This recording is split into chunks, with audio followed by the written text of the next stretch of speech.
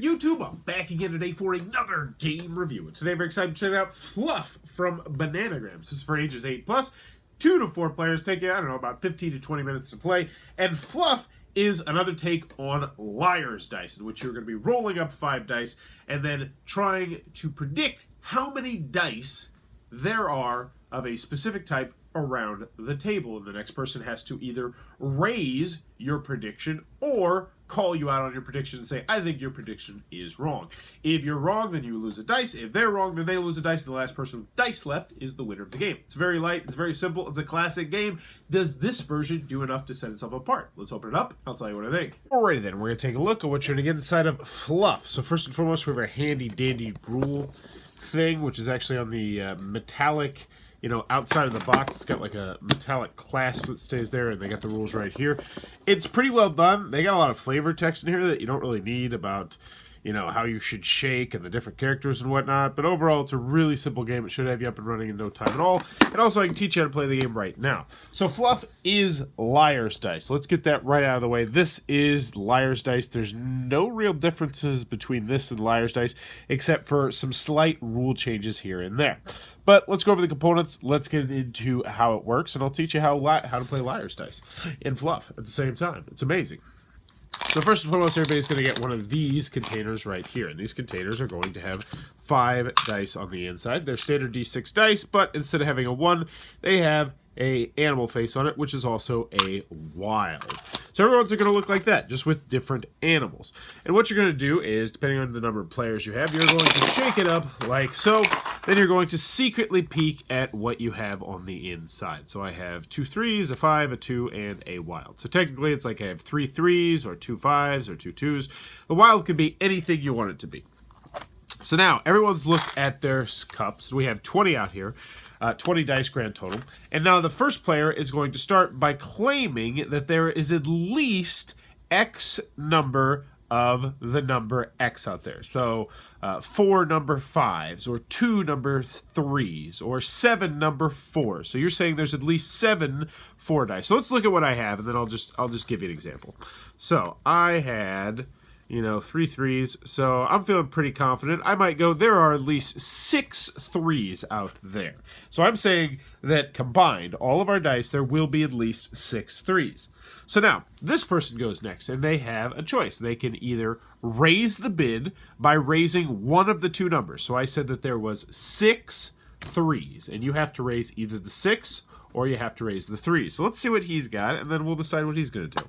So he looks down here. He's got a pretty decent hand. He has 3 5s. So he might say, I think there's at least 6 5s, because he has 3 of them, so he can probably bet that there's 3 more between them. So this person now goes, wow, they have a lot of 3s. So he might get real tricky here, and he might go, you know what? I think there's at least 7 5s. So he actually doesn't have any 5s, but he's just bluffing here. Next person's going, and he's looking, and he's got 3 6s. He might go 7 6s. And at some point, though, someone's going to be like, you know what? I don't want to raise the bid. They're going to challenge. So let's see, 7 6s. I think this person would be gutsy enough, just barely gutsy enough, to go 8 3s. This person would look and say, 8 5s. And now this person's looking at their hand, and they're like, you know what? I'm going to challenge. He says, I challenge. I don't think there's 8 5s. So he reveals, and he says, all right, there's 1 5. The next person reveals. They put their dice in the middle. 2 5s, because none of them have 5. They just have wild. 3 5s, 4 5s, 5 5s, 6 5s, 7 5s. That was not enough 5s, which means that this person was wrong. This person was correct on challenging them. So green loses a die. They now have lost 1 of their health points. And if you lose all your dice, you're out of the game. Also, as you lose dice, it's going to be harder for you to do the bluffing round, because you'll have less information than everybody else. Slightly less, because they'll have 5 dice and you'll have 4 dice. Then you're going to rinse, wash, and repeat. But this time, the green person is going to start. So they will make the first bid. Now, there are some slight differences. from this game and Liar's Dice and some of the other variants of Liar's Dice that I've played. The first one is that a lot of the times, like in these games, you'll be able to guess how many wilds there are. You don't actually get to do it in this one. The interesting choice that this makes is that you can actually go out of turn. So let's just say that, you know, next time green comes out, they come out strong, and I think there's 7 5s.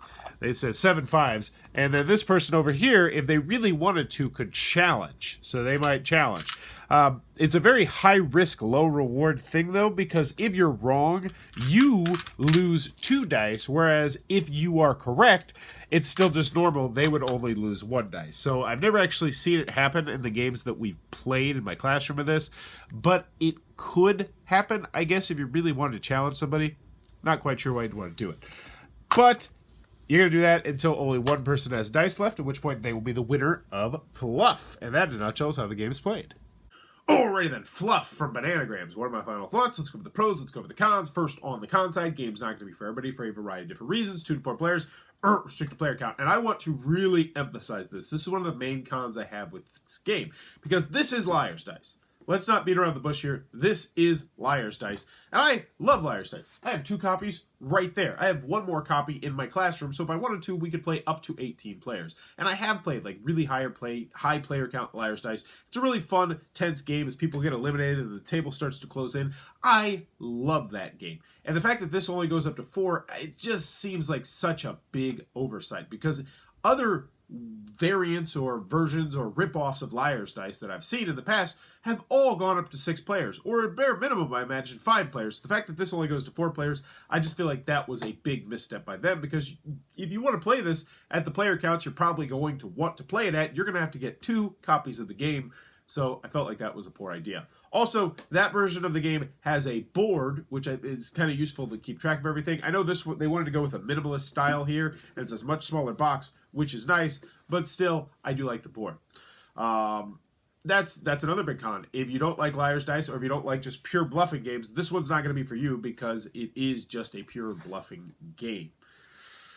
It's very light, it's very simple, so if you want more meat on the bones, this one's not going to be for you.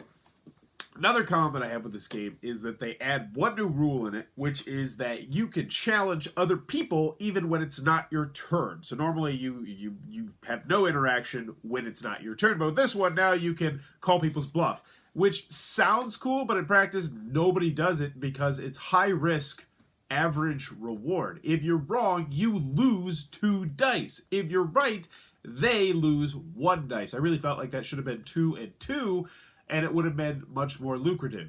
I don't know why they made that choice, and it's an option that I don't think most people are going to use, because realistically, it's just not that good of a choice. Like, even if you're worried about getting stuck with, you know, the next thing, like if you're worried that someone else is going to raise the bid, then you're going to kind of be in a crummy position. Still, I mean, losing 2 dice is a big deal. I guess the one scenario where I think you might do it is if you only had 1 die left and you're just like, well, it doesn't really matter if I lose 2 dice because I only have 1 dice. But either way, I didn't like that extra rule. And also the fact they took away the rule about how you can guess how many wilds there are in the game, which I felt added an extra layer to the game. So it's like they stripped away a layer from a game that already did not have many layers. In the end, I can't recommend Fluff, because Liar's Dice does a better job of being Liar's Dice. And that weird, I think it's like Peruto or Minuto or something like that. I'm sure if you looked it up online, just say Liar's Dice ripoff, it will come up. That one does a better job of being Liar's Dice than this game does. Those ones do have some more complex rules, though. Like, I think Peruto does, about how you can only bid certain ways based on, you know, if you're the lead player or if you have 1 dice or something like that. So it is nice that this one's kind of streamlined. But still, I have a hard time recommending it. Continuing on with the pros, I like the small box. I do like the visual appeal of this. It looks pretty cool. The dice are very nice. I really like the dice cups. I think the dice cups are super nice. It's nice to just be able to peek at them and put the top back on them. I think that's a great idea. It's streamlined, which some people will like, and it's Liar's Dice, which is a very fun game. But in the end, I have a hard time recommending Fluff just for that main reason that it only goes up to 4 players. If it went up to 6 players, this would be a different review. I'd be like, you know what? I like these components a lot. I like the streamlined rules. Yeah, no, I don't think I still would. I still well, here's the thing: you could house rule it, but you shouldn't have to house rule it. In the end, Fluff is just a hard recommendation. I would recommend going out and finding a cheap, used, old copy of Liar's Dice, or just making your own copy of the game. Because honestly, this is a very simple game. Because I got spoilers for you. You can just use regular D6 and the wilds or the ones. I know, let the cat out of the bag there. So in the end, Fluff, not one I can really recommend, despite the fact that I don't think it's a bad game. I still think it's a really fun game. I had fun playing it, but there's just better versions of this game out there. So, there you go. If you enjoyed this review, please be sure to click on that subscribe button down below in the comments below. Let me know. What is your favorite Fluff game? Your favorite game that you get out when you just don't want to even think about stuff. It's just a lightweight, mindless filler. Ooh, for me personally, lightweight, mindless filler. You know what? I'm going to go with Don't Mess with Cthulhu.